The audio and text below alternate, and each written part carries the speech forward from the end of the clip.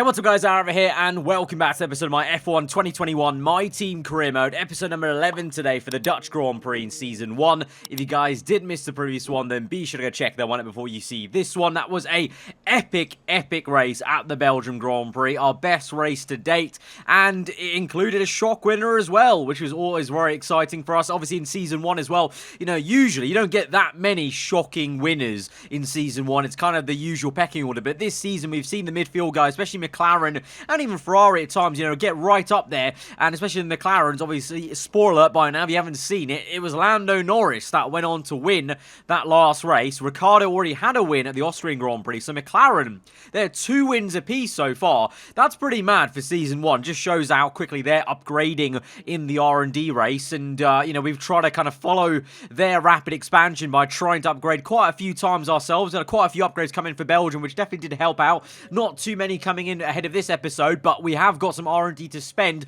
over 1.5k R&D points to be exact, to spend on some new upgrades potentially. We also have a decent bit of cash, but I'm also wary that I think next episode is when the teammate contract negotiations come in, so I want to make sure we have enough money to cover that basis and give us options if we you know, maybe want to switch. I don't know. At the moment, I've got to be honest, I don't know whether I'm going to be keeping Callum Ilott or not. Depends on what the options are, because in Season 1, to be fair, it doesn't really matter too much who your teammate is, because we're at a stage where we're just trying to build up the car as much as we can and just trying to get to grips with the new game. Obviously, it's only 10 episodes in, well, 10 episodes gone and 11 races now once we get to the end of this one, and there's still plenty of learning to do with the fastest way to kind of drive around every single circuit, getting to grips with the tyre wear, you know, the AI and everything like that. So it's still very early days in terms of the entire series, and maybe making big decisions like that will really make an impact, really, to be honest. But in terms of R&D then, like I said, looking to buy some more upgrades. We've got a lot of R&D to spend, so I thought we'd buy a major front downforce upgrade. Unfortunately, had no discounts on it from free practice, but we haven't had that many boosters from the practice programs on the aero side. We already had the basically the rear downforce version of that upgrade. We had the rear downforce major pending, so now we've got the equivalent front downforce one. So once that comes in, that'll balance them both out, and we'll have an equal footing on both. But you can see Ilott there. It has been boosted by the personal upgrade we did. His focus is a little bit down, which I'm a little bit, you know, there's not been a way I've been able to boost that so far. We've talked about, you know, focus of the teammate driver being very important, and I still think it is very important, but so far I've actually not been given that much opportunity to boost that focus, so I don't actually really know what I'm meant to be doing at this stage when I've not got any department events to help boost his focus. So that's a bit of a query that I need to try and figure out, we're trying to figure out really, is how to get that focus up for our teammates, because a higher focus for our teammate means a better performing teammate to the max of his ability. But as we come through then to the end of the activity timeline, as we get on close to the race weekend, we've got a failure of one of the durability upgrades. So we have to repurchase that for 98 points there, so that's a little bit unfortunate. And then we get an email to say that Kimi Raikkonen is retiring at the end of this season. So he's going to be leaving Alfa Romeo, one of our kind of main rivals, I guess, in this season, R&D chart. So maybe that'll have a little nice knock-on effect, but at the same time, I don't know, because Alfa Romeo could just sign with the F2 drivers. We don't know yet, but I'm really hoping that they've maybe changed the way the driver market works on this year's game. Last year, it was far too dull for my liking. It was good at the start of the game, and then they did this patch about Season 2, and then it just became far too dull for my liking. So I really hope that it's a bit more volatile, and that we're going to see some crazy transfers. So hopefully, we might see a crazy one come in with Alfa Romeo, and then also what we do, signing a new teammate into Season 2. But that does mean straight away now, by the end of this season, I can then take the number 7 from Raikkonen and return to my absolute favourite number 7 on my race car. Right now, of course, I have number 8, because that's the closest thing to 7. So thank you very much, Kimi, for retiring for that kind of way. But anyway, we get through the practice programs. A really frustrating practice, actually, this one. You'll notice, you'll see a lot of red failures. So I did so many 50-50s, and they all came out red. You know, sometimes, okay, it's a bit of, you know, rubber the green, and sometimes a bit of bad luck. But it was kind of ridiculous how many reds I was getting this practice program. So we eventually got most of the boosters in practice, but I'm not gonna lie, by the end of this one, it was kind of very annoying. I felt kind of hard done by the end of this practice one, but I guess that's just the way it is. Sometimes you're gonna get race weekends where the practice programs go really smoothly, and some not so much. Obviously, that's the way it sometimes happens in real life. Drivers have smoother Fridays on some race weekends than others, and so we go into then the business portion of the weekend on Saturday, qualifying for the Dutch Grand Prix. I was kind of surprised. I kind of forgot where the Dutch Grand Prix was actually in the calendar. I didn't realize it was going to be straight after the Belgium Grand Prix. I actually thought we were going somewhere else like Singapore or something, or Italy, but we go to Zandvoort then, and we actually get met with a little bit more bad luck because at the start of practice we have a fault. Okay, I know you're eager to get out there, but I'm going to need you to be patient for a few minutes. We're just trying to zero in on an oil leak. So some kind of oil leak in the car. I mean, to be fair, I'd rather it happen now than maybe later on in, in Q2, let's say, if we got into there, or in the race as well. But I say that it's going to be very hard to get into Q2 because Zandvoort is not a strong circuit for me personally. I struggle to find absolute pace around this circuit on the last game. Towards the end of the game, I was finding some good race pace when the tyre wear was an issue, but over one lap, I was still never great at qualifying around here. And the AI are really great around here. Now with this year's handling as well, the curbs are even more deadly. You have to be quite careful with them. So I'm not that confident about getting through into the second part of qualifying, which is kind of weird to say since last episode, the Belgium Grand Prix, we got through it over in one lap basically around Spa, and then we went on to have such an amazing race. But that's such is the way as Formula One. Sometimes you come crashing back down to reality, and also you can go from one high to one absolute low. I mean, think of Pierre Gasly in real life, won the Italian Grand Prix and then was out with the DNF on lap 1 the very next race. It just happens sometimes in F1. So I'm not meaning to sound pessimistic, but let's just see how it goes. But I'm not that hopeful of getting through into Q2 at the moment. We're in P21. We're behind Ilott, who's in P18. We improved by just over 2/10. Lost a bit of speed though, coming off the banking for some reason on the top right there, just noticed. So I don't know why that was. And then on the third flyer, on a third set of new tyres, didn't gain any or enough time in sectors 1 and 2, despite being 2 greens. I basically lost it all at the start of sector 3 and then across the line, and it's no improvement for us, and that is it. I only have 3 new sets of soft tyres, so it's a very dismal and very short and snappy outing in qualifying, and I don't have much to say really. It's the last row of the grid alongside Nicholas Latifi. Ilott out-qualifies this by about, 2/10 there, so it's not massive, but at the same time, we've been ahead of Ilott by a good 3-4 all season, so to be 2/10 behind him, again, showing very much like last year's game, I am not a great qualifier around Zandvoort, but the race is a different story. I actually also think there's a bit more rain to maybe follow us from Belgium to here, and there might be some rain again on race day that might, I don't know, I think it might hinder us really more at Zandvoort than it did at Belgium. But Belgium, it was definitely handy to us, but at Zandvoort, it's such a tight and twisty circuit, high downforce one, so I don't actually rate our chances in the wet, but I don't know, I don't want to sound too pessimistic, so let's just get into it and see how we do. For years, the passionate Dutch fans have been easy to find trackside at races across Europe and throughout the world. Now, at long last, they have a Grand Prix to call their own. It's a warm welcome once again to all of our viewers in the Netherlands and around the globe as we get underway for the Dutch Grand Prix. 2.6 miles then make up a lap here at a wet Zandvoort circuit, where some tricky braking zones and sudden drops can make it all too easy to slide off into the gravel. There are 14 corners overall and a 678-metre main straight, providing the best chance for overtaking. And I'm joined once again by Anthony Davidson to bring you the lowdown for today's race. Now I want to ask you about Esteban Ocon. They've had to change their gearbox. It's never a good start to a Grand Prix when right off the bat you have to contend with a grid penalty. Fingers crossed that's one failure they won't have to worry about today at least. There's not much of a silver lining to starting down the field with a penalty, but I think they'll be able to make some of that back up over the course of the race. Before we begin, let's take a quick look at the grid lineup for today's race. Lewis Hamilton lines up on pole position, and it's Valtteri Bottas that completes the front row. Considering the rest of the grid, we have Leclerc, Verstappen, Sergio Perez and Ricciardo, Sainz, Norris, Vettel and Lance Stroll, Gasly, Fernando Alonso, Yuki Tsunoda and Raikkonen, Russell, Giovinazzi, Mick Schumacher and Callum Ilott, Ocon, Mazepin, the owner driver and Nicholas Latifi. That's it then, it's time to go racing as we head to trackside for today's race.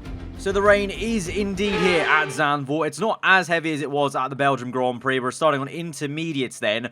But you can see, like we had at the Belgium Grand Prix, there's a chance that it may get to dries by the end of this. Probably it's going to dry out quicker than it did at Belgium, because we only had one indication of dries at the end on that session forecast on the top there, whereas we have 3 of them, one of them being overcast, and then to sunny/cloudy at the end 2 times over. So I think we definitely will actually get to dries a lot quicker than we did around Spa. So that may, well, go in our favour potentially. But again, I think there's maybe a chance to try a clever strategy by going from the inters straight to the wets rather than using 2 sets of inters. But whether we can try that gamble this time, I don't know, because this time there may be a chance that all the AI kind of are a bit cleverer with that and stretch it themselves. But let's just see. First and foremost, have to make this a good start and see if we can try and survive lap 1, basically. It's going to be a bit of a roller coaster with this circuit and some rain involved. So with that, let's get into then round number 11 of this season 1 of My Team Career Mode at the Dutch Grand Prix to 5 red lights, and we're underway from the last row of the grid, looking to try and carve away through, at least get past maybe our teammate Ilot up in P17, who's had a decent getaway. We're going to go down the inside of Ocon there, who's had a very poor start on the Alpine, just about avoiding contact with Latifi as he pinches us in between with Schumacher there, but we get through up into P19, threaded the car through those 2 cars, and then we pull the car to the right, and there's some contact there between 2 as a front wing, a bit of carbon fibre flies off, and we found ourselves going around the outside of about 5 cars there, and we're up into P14. What a corner at that carousel left-hander. We went around the outside there. Everyone got caught up, tripping over each other. I'm pretty sure that I think George Russell, who's going down the order now, or Raikkonen, one of them made some contact with the other and lost a bit of their end plates on the front wing. We saw it go across the circuit. And so that has been an absolute blinder up into P14. And ahead of us, well, we've got an absolute ding-dong battle going on between Lando Norris, I think that is, and Pierre Gasly or Lance Stroll, as lots of people are being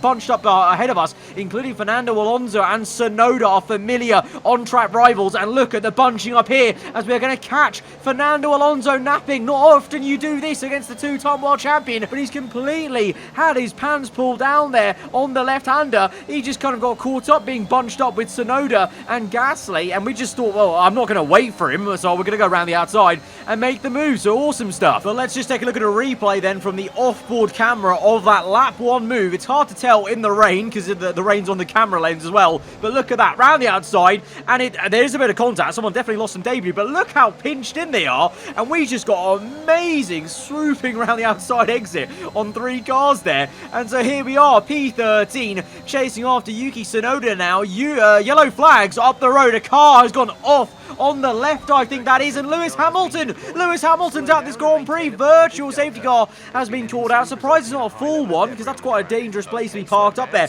But Hamilton, it was a 1-2 for Mercedes, so now not so much. And the championship leader is out. That's massive for the championship. You know, Bottas was in second, but you had the likes of the McLarens and Verstappen trying to close up to him in the standings. That'll be massive. 25 points lost for Hamilton at this race. Ironic to be at the Dutch Grand Prix, because of course in real life that would be quite something, quite dramatic, if Hamilton was to have a DNF at the real life Dutch Grand Prix following what happened at the real life British one. But anyway, in this career mode universe of ours, that's just a big massive favour to everyone else trying to chase after Hamilton in the standings. But for us, speaking about chasing after, we're trying to chase after Yuki Tsunoda in P12 now with that free overtake on Hamilton. So 2 positions away from points paying positions, and then maybe it's a case of settling down. But right now, full steam ahead, trying to catch Yuki. It's difficult though, because there's some laps I felt like I was gaining on him, and then some other laps I just didn't really feel like I was. So it's a very, very tricky situation here, because here I'm gaining on him right now in the middle sector. We're getting oh so close, but not quite close enough. We tap him on the rear end. He would have felt that, but we just didn't have enough overspeed to dive bomb on the outside, the inside. It's difficult to do in that place anyway. But then we move 2 laps later to lap number 9, and you can see visually I'm a lot further back now because he's sped up a little bit. So I felt like there was a back and forth with me and Tsunoda. But then we get this radio call that's going to really motivate us. Some information on the Red Bull driver, some information on Gasly. They're slowing down, It seems like there's some kind of problem with their car. So Gasly, the other AlphaTauri up the road in P10 right now, he's got an issue. So he's going to be falling back and falling in towards our clutches and Tsunoda as well. So we can try and get Tsunoda before we both catch Gasly. Then we're in prime position to take that P10 and the 1 points paying position at this stage of the Grand Prix whilst it's still wet before the first round of pit stops, which at this stage I'm still not sure. I really hope we could try what we did in Belgium and stretch this first set we're on to the dries, and I've got to hope the AI make the mistake of pitting onto another set of inters, but I just don't know because it seems like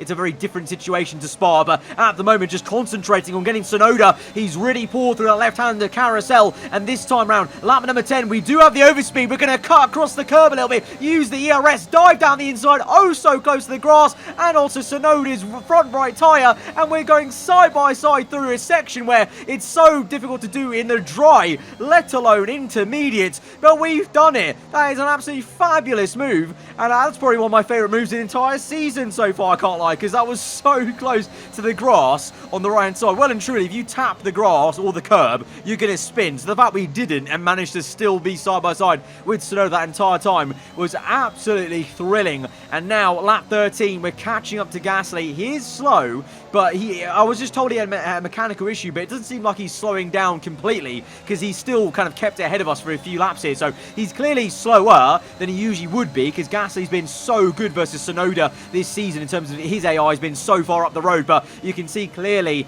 at the moment he's just a little bit vulnerable, and we're just trying to make a move, but he's doing really well to place his car in the correct place. And also Sector 3, I'm not that great anyway, so even though Gasly's got an issue, it's difficult for me to overtake because through these corners the AI are so good through the mid corner, getting on the power earlier and just kind of pulling away. But you can see here I'm getting a wash of understeer there as well behind Gasly's rear end, but we're sticking with him. Tsunoda right behind me, so pressurizing us to get this move done into the chicane. We're going to go nice and tight on the curb, try and get the car and the nose turned in. We're actually almost pushing Gasly through that left-hander as we had a look at a lovely little on-board from his rear wing, and all Gasly's going to be seeing in his rear view mirrors is us hustling and harrying, trying to find a way past. We're going to get oh so close through the banking, lifting off a little bit, inches away from the wall. We go to the right-hand side. Gasly goes for this squeeze. Oh, there's contact! Oh, Gasly! And we're out! We are out of the Dutch Grand Prix, and myself and Pierre Gasly have come towards once again on a different Formula 1 game for the 5 billionth time. And looking at this replay, it is so fine. Both of us lost control over the start-finish line. You saw there, as I moved right, Gasly was squeezing me. I got so scared of that, I had to go more right, but then I had to dodge the wall. That made my rear end step out, and then Gasly himself lost the rear end, and then we both just came together at the same portion, my front left to his rear right, and it's a slam into the wall. And with the simulation damage we've got, it's, you know, the front wing, front tire shearing off. And that is our Dutch Grand Prix. That started off pretty amazingly, out prematurely, unfortunately. Great effort there from Ferrari to take the victory today. And talk to me, what do you think it was that sealed the win for them? Well, they clearly have a car that comes alive in the kind of conditions we were dealing with today. It's a very balanced package in the wet, and what that means is that the drivers have confidence to attack. And having that confidence gets you on the power earlier, it lets you brake later, and can put you a long way up the road. Looking at the podium, you can see that red suit familiar to fans across the globe. A world-class win for a world-class team. Ferrari do it again. And quite amazingly in this race, that's not even the most amazing part or crazy part of this race, Charles Leclerc won the race in the Ferrari. I don't know how that even happened. We didn't catch a replay, unfortunately, of how that occurred. I assume maybe he got the lead whilst Hamilton retired, maybe from Bottas. Because I think he was leading at the point when I was racing Gasly, actually. We just didn't see it on the ladder at all. But Leclerc wins that one for Ferrari. So what a mad race all round. Another shock winner then for the second time in a row. But this time it's not a great race for me. It's a shocking one, a disaster, as we're out after such a good start on lap 1. That is so good. After like 5 overtakes for nothing, that was on the outside. And again, it has to be what is it with Pierre Gasly in the F1 F1 game, man. It's not even, it's just uncanny now at this moment in time. But guys, if you did enjoy the chaos, then hit that like button. Let me know what you thought in the comments below. If you're new around here, then do subscribe for weekly Formula 1 content. I'll see you guys next time. Goodbye.